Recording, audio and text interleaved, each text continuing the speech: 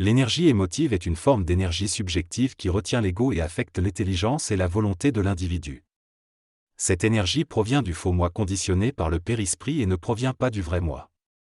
Elle utilise le corps astral de l'homme et entraîne de la souffrance, que ce soit dans des expériences joyeuses ou douloureuses. Les formes émotives qui contiennent cette énergie constituent le matériau de l'existence humaine. Cependant, si l'homme parvient à établir une conscience ferme, l'énergie émotive n'a plus d'effet sur son état d'esprit, mais au contraire renforce son intelligence et sa volonté. La forme qui contient l'énergie émotive est toujours un mensonge car elle déforme le corps astral et entraîne une perte de vision intérieure.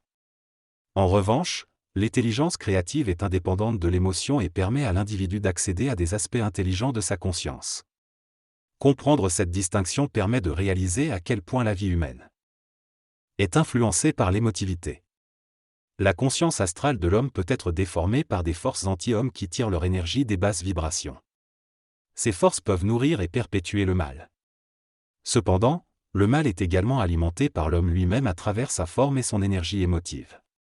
Si la conscience astrale de l'homme ne lui apporte rien de réel, elle devient simplement une imagination faussée et non intelligente. Pour que la conscience astrale serve l'homme, il doit d'abord être conscient de la valeur de sa conscience mentale et de son origine objective et cosmique. Sinon, sa conscience astrale servira les autres forces en lui et se servira de lui. La forme, en elle-même, n'est pas dangereuse pour l'homme, mais son incapacité à en comprendre les effets peut diminuer son intelligence réelle.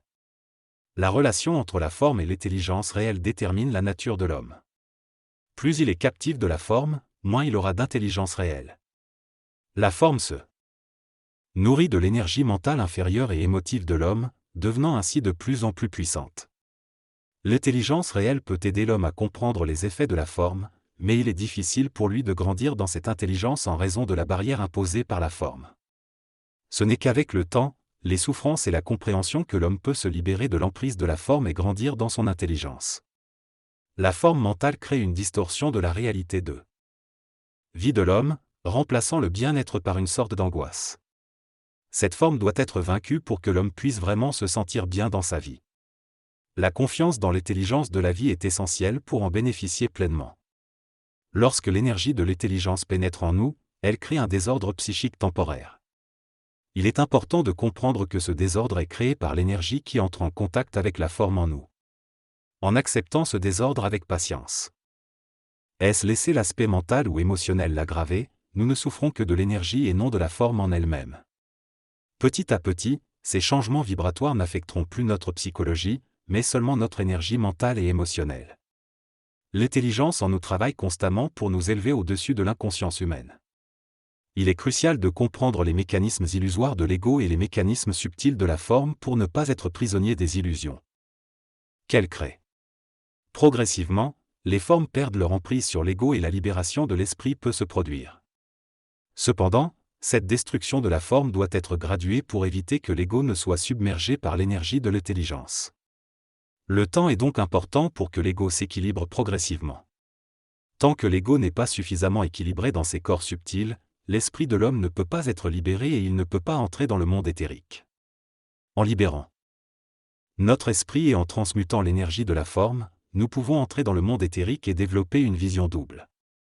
Le magnétisme de la forme peut être si puissant qu'il maintient l'ego prisonnier et empêche son développement cosmique.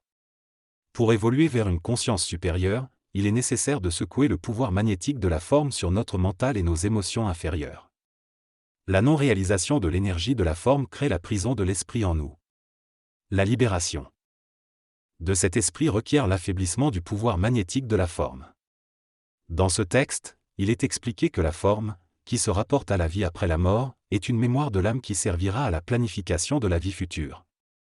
La forme programme l'ego pour une certaine condition de vie, mais elle déforme également son intelligence réelle. Cependant, une fois que l'esprit est libre, l'homme n'a plus besoin de passer par l'illusion de la forme pour évoluer. Il évoluera plutôt par le mouvement de son esprit dans l'éther, où l'énergie de l'intelligence est créative, présente et permanente. L'homme doit reconnaître cette énergie selon son degré d'évolution. La réflexion de la forme croît au cours de l'existence, jusqu'à ce que l'ego ait l'impression d'être humain, bien que l'homme ne soit pas encore dans sa réalité complète sur Terre. Cette illusion d'être humain correspond à une vibration inférieure de l'esprit, qui crée une réflexion liant l'homme à la matière et rendant la philosophie si difficile. La forme bloque la conscience de l'énergie en l'homme, limitant ainsi l'intelligence qui en découle. Pour neutraliser les effets de ces formes, il est nécessaire de les réaliser vibrairement avec le temps, plutôt que de les rationaliser. Cependant, l'homme de demain sera libre de la forme et l'énergie de l'intelligence sera présente en lui comme jamais auparavant. La psychologie de l'intelligence supramentale sera implantée sur Terre, permettant à l'homme de se nourrir de l'intérieur de l'intelligence instantanée. Par conséquent, l'homme doit se libérer des influences et des forces inférieures pour accéder au monde de l'intelligence, où il travaillera pour le bénéfice de l'évolution. Comprendre les mécanismes de la forme par rapport à l'énergie de l'intelligence créatrice est essentiel. L'homme peut connaître la mutation et passer d'une étape à une autre de l'évolution en utilisant l'énergie créative contenue dans la forme. Lorsque cette énergie n'est pas utilisée, l'homme devient passif et vulnérable à la mort. La forme prélevant des forces de vie qui ne nourrissent pas les centres d'énergie de l'homme, il est nécessaire de se libérer du pouvoir psychologique de la forme sur l'ego pour permettre à la vibration cosmique d'entrer et d'augmenter la conscience humaine. Lorsque l'ego se libère, il interagit avec l'esprit pour servir l'homme et lui permettre de connaître les lois de tous les plans, afin d'établir une nouvelle civilisation. La psychologie matérialiste remplace une forme par une autre, tandis que la psychologie de l'intelligence permet de reconnaître l'emprise de la forme sur l'intellect et l'émotion. L'homme doit être conscient de l'intelligence en lui dès que la forme vibre, afin de ne pas perdre d'énergie vitale et de ne pas vieillir prématurément. La menace sur la survie de l'homme s'accroît lorsque l'équilibre dans le monde diminue. Lorsqu'un individu est confronté à une forme qui lui est néfaste, cela peut entraîner une perte de support psychologique, une diminution d'énergie vitale et une dépression nerveuse. La forme a un impact sur l'émotivité et peut provoquer du stress ou des chocs. Trop de chocs peuvent détruire une personnalité et conduire à la dépression voire au suicide. Cependant, une conscience de la forme et de ses effets permet de faire disparaître le stress et d'éviter les chocs. L'homme doit être conscient des lois immuables de l'énergie et savoir se maîtriser face aux forces de vie puissantes. Il est important de reconnaître la forme selon sa vibration et d'en être libre. La 6e race sera la première à comprendre le pouvoir de l'intelligence vibratoire et à se libérer des limitations de la matière pour prendre le contrôle de sa destinée.